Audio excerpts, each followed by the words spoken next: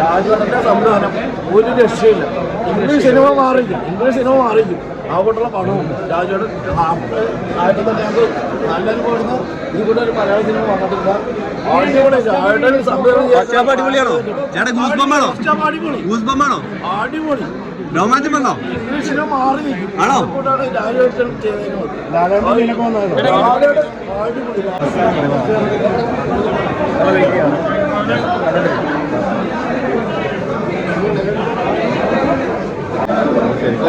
English പടം പോലെ ഭയങ്കര രസമായിരുന്നു. സെക്കൻഡ് ഹാഫിലാണ് ഇത് മനസ്സിലാവുന്നത്.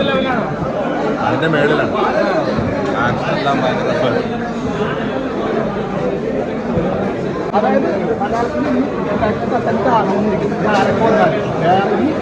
പടം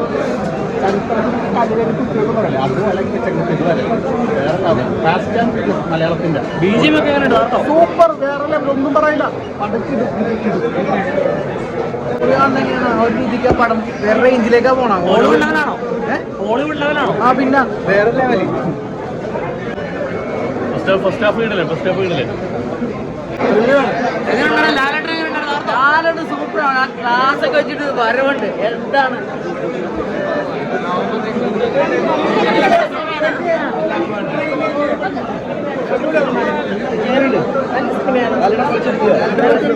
നന്നായിട്ട് ചെയ്തിട്ടുണ്ട്. പൃഥ്വിരാജ് സൂപ്പർ. ലാലേട്ടൻ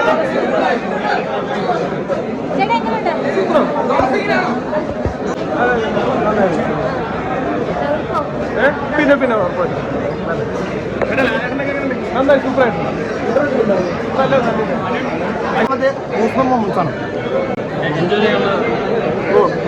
ഒരു എല്ലാ ഫാൻസിനും അദ്ദേഹം നല്ല രീതിക്ക് എൻജോയ് ചെയ്യാൻ പറ്റും.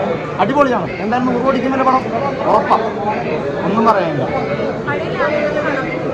പഴയ ലാലേട്ടനെ കാണാൻ പറ്റുന്ന വെച്ചാൽ ലാലേട്ടൻ്റെ എത്തുന്നേ ഉള്ളൂ.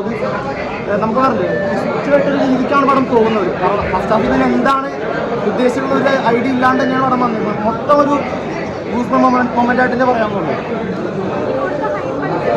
അതിന് മേലെയുണ്ടോ ഫസ്റ്റ് ഹാഫിൽ. അപ്പോൾ നമുക്ക് കിട്ടിയ ഹൈപ്പിനേലും അടിപൊളിയാണ്. അതിന് മേലേക്ക് സ്റ്റോറി ഉണ്ട്.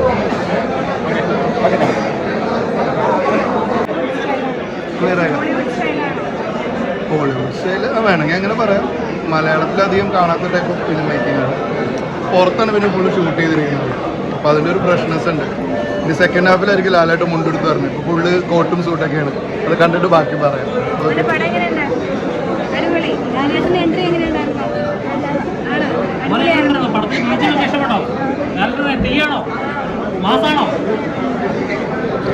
നാണം പറഞ്ഞു. പക്ഷെ എനിക്ക് ടിക്കറ്റ് കിട്ടിയില്ല. അപ്പൊ ഞങ്ങൾ കുറച്ച് നിരാശയുള്ള ഗ്രൂപ്പ് ഇവിടെ നിൽക്കുന്നുണ്ട്. പ്രതീക്ഷ ഫസ്റ്റ് ഹാഫ് നല്ലതാണെന്ന് കേൾക്കുന്നു. പക്ഷെ പ്രതീക്ഷ അല്ലല്ലോ, നമ്മുടെ ഒരു വലിയൊരു ആഘോഷത്തിന് വേണ്ടി വന്നതല്ലേ. അതുകൊണ്ട് അങ്ങനെ വലിയ പ്രതീക്ഷ തന്നെയാണ്. ഞാൻ ബോംബെന്ന് വന്നതാണ് ആക്ച്വലി. വന്നായിരുന്നു. FDFSന് വേണ്ടി വന്നായിരുന്നു. പക്ഷെ 6 മണിയുടെ ഷോ കിട്ടിയില്ല. അപ്പോൾ 9:30 കിട്ടിയിട്ടുണ്ട് ഫ്രണ്ട് റോയില്. അപ്പൊ അതിനു വേണ്ടി വെയിറ്റിംഗ് ആണ്.